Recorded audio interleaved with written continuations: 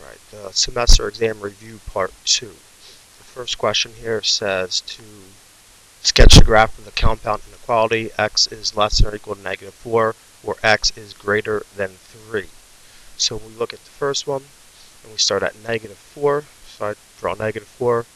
We know it's a closed circle because it says x is less than or equal to. Well, since x is less than or equal to -4, less than means we go to the left.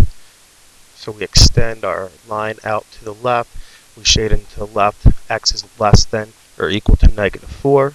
And now we look at the next one, it says or x is greater than 3. So we have 3, open circle because it's just greater than, and numbers greater than 3, 4, 5, 6. So they extend out to the right. So that's how we get x is greater than 3. 15, look at the graph below. Which compound inequality has a solution set? Well, we know that x is in between the -2 and the 5, and we know that since they're connected, it's an and, so we can eliminate possibilities C and D because they both say or. So cross them off, so we're left with A or we're left with B. So now we know that the value on the left is -2 and the value on the right is 5. So x is greater than or equal to -2, since it's shaded in circle, that's why it's equal to, and x is less than 5. So therefore our answer is going to be A. X is greater than -2, x is less than 5. We look at number 16 here. It says ball bearings are produced in a factory. A ball bearing is acceptable if its diameter is within 3 millimeters. Highlight that within 3 millimeters of the target 50 millimeters. Change this color, highlight that. So it says x represents the diameter of a ball bearing.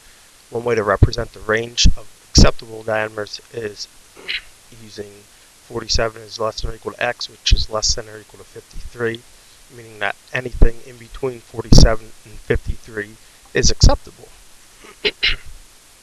So it says write an absolute value inequality. So what we know is that we have our absolute value brackets, and we know that it's going to be x minus. So it's going to be x minus. Well, our target is 50, so we want to be within 3 millimeters of this target. So we want to be within 3 millimeters of this target of 50. So that means our 50 millimeters is going to be inside. And then less than or equal to, because we want to be within, this is saying within the 3 millimeters. So that's how we get this, our equation. We can know that we solve it. We would start at 50 and go up. We would start at 50 and go up 3 to 53 and down 3 to 47. So that's how we know that this is our starting point. And then when we look at number 17, in an age guessing game, you'll win if your guess is within 2 years. Well, we know it says right there within 2 years, so it has to be less than or equal to 2. So we can look at these and we know that here's less than, here's less than. So we can eliminate B and C right off the bat, or B and D. And then of the actual age, let X represent a person's guess. If the actual age of a person is 33, well, we know that the person is 33, so this is our starting point. So that's what goes inside. So it's going to be x minus 33 is less than or equal to 2. So the answer here is going to be C.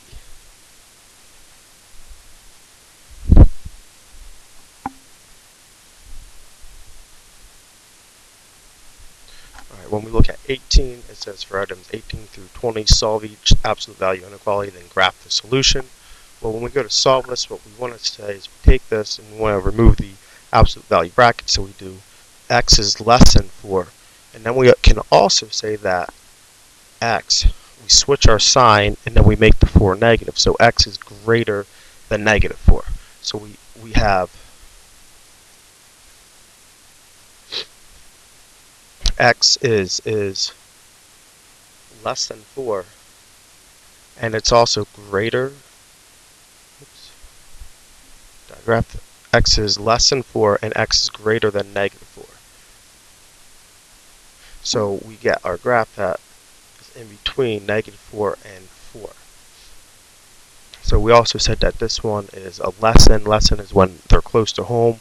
Close to home means they're inside. So when we look at x plus 3 is less than or equal to 8. Well, we can solve this, so we know that we have x plus 3 is less than 8. And then we can also say that we have x plus 3 is greater than, we switch our sign, and we make this one negative. So now to solve this, we subtract 3 from both sides. X is less than 5. And we also subtract 3, get x is greater than -11. So now we know that this one, when we graph it, we're going to start at 3, because it tells us to start at 3, or start at -3, because we start the opposite, so we start at -3. And we count up 8, so that'll give us the 5. So we do up 8, which will be the 5, and then we do down 8, which is -11.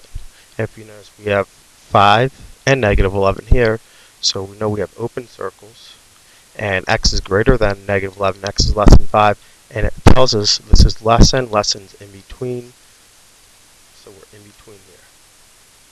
So when we look at the next one, to solve this, we write two separate inequalities. So we have x minus 1 is greater or equal to 5, and we also get x minus 1, we switch our sign, less than or equal to, and we make this negative, so -5. So we add 1 to both sides, x is greater or equal to 6.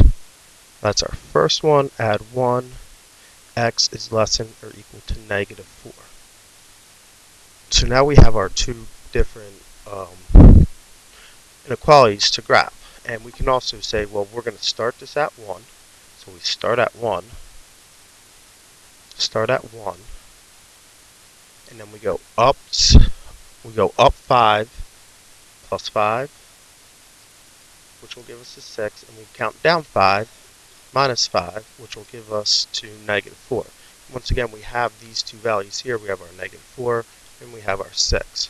And we know that they're going to be closed because it's less than or equal to. And then x is less than 4, goes to the left. X is greater than 6, goes to the right.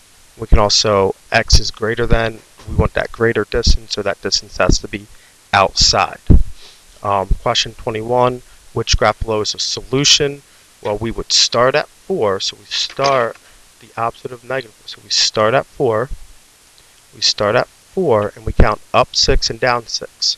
So if we do 4 and we go plus 6, which will give us 10, down 6, will give us -2.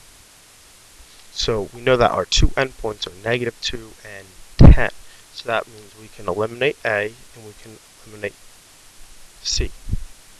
And then we want to know, are we inside or are we outside? Well, this is less than or equal to 6. Less than or equal means we want to stay close to home. Staying close to home means we are inside. So that means we will have B. Then we look at question 22. Question 22 says, how do we determine if a relation is a function? To determine if a relation is a function, that's when every x value, there's no more than one y value. That's when the x can't repeat. Alright, so determine if a relation is a function. A relation is a function if for every x value, or the domain,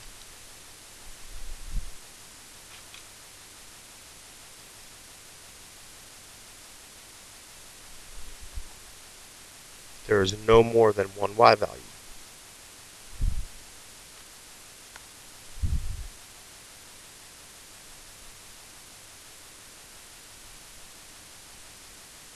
Or range. Alright, or the x does not repeat. So the x value can't repeat. So if we look at this, well, we look at the x values, we have 2, 3, 4, 5, 6. The x values are fine, they don't repeat. So a is a function. So a is a function. If we look at b, we have the x values are 2, 9, 3, 7. This is a function. When we look at the next one, here it's f of x. Well, that tells us our function of x, which means this is going to be a function. It tells us it's a function. And then we have 3x plus 4. That's our linear equation. And then the last one, well, we know we have the vertical line test where these values repeat, so this is not a function. Now the question here, which table graph equations does not represent a function? Well, a, b, and c are functions. D is not a function. When we look through 24 through 27, does this graph represent a function? Use math to justify your answer. Well, when we look at it, we know that it passed the vertical line test because all these points, it doesn't pass through any two x values at the same time. So we know that, yes, it's a function. All right, we know that none of the x values repeat. It passes the vertical line test.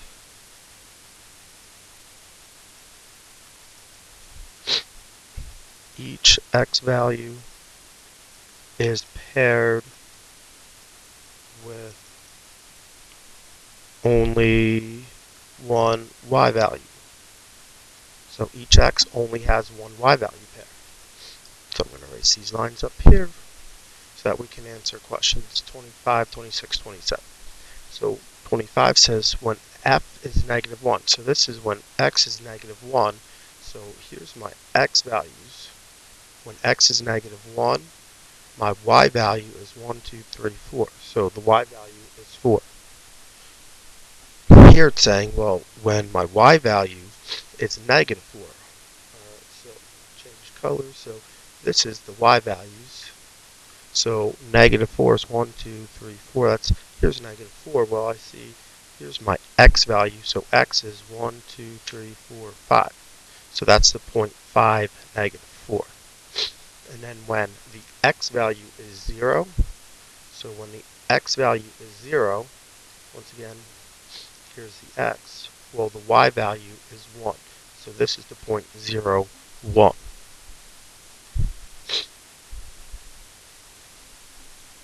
Question 28 says, given the function f of x equals 3x plus 2, fill in the blanks with the correct number. Well, this is saying that the x value is 4. So we're going to plug in this 4 for x. So x is 4. We're saying x equals 4. So now we have f of 4 equals 3. We take out x. And we'll replace x with 4 plus 2. Well, 3 times 4 is 12. 12 plus 2, 14. So f of 4 equals 14. Letter B, f of blank equals negative 4. Well, it's saying our f of x is equal to negative 4. So it's saying f of x is equal to negative 4. So if I take out my f of x, I replace this whole thing with negative 4. So now I get my equation, negative 4 equals 3x plus 2. So that's how we get this equation. I'm going to write this up here so I have more room to solve it. Negative 4 equals 3x plus 2. Subtract 2 from both sides. We get negative 6 equals 3x. Divide by 3. Negative 2 is equal to x.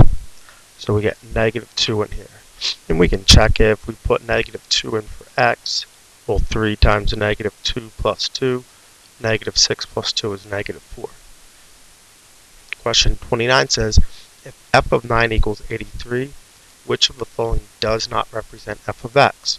Well, for this question, all we have to do is test it. So we're saying the x value is 9, the y value is 83. So we put 9 in for x. So we get 9, the absolute value of 9 minus 90 plus 2.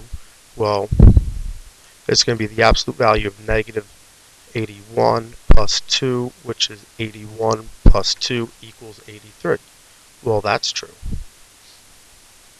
Then we have 10 times 9 minus 7, which is 90 minus 7, which equals 83. That's true. For C, we get 9 squared plus 2. Well, that's going to be 81 plus 2, and 81 plus 2 is 83. And then for the last one, we have 8 times 9 minus 6. Well, 8 times 9, 72 minus 6 is 66. Well, that's not true. So which of the following does not represent this? The answer is D. We'll stop here for part 2.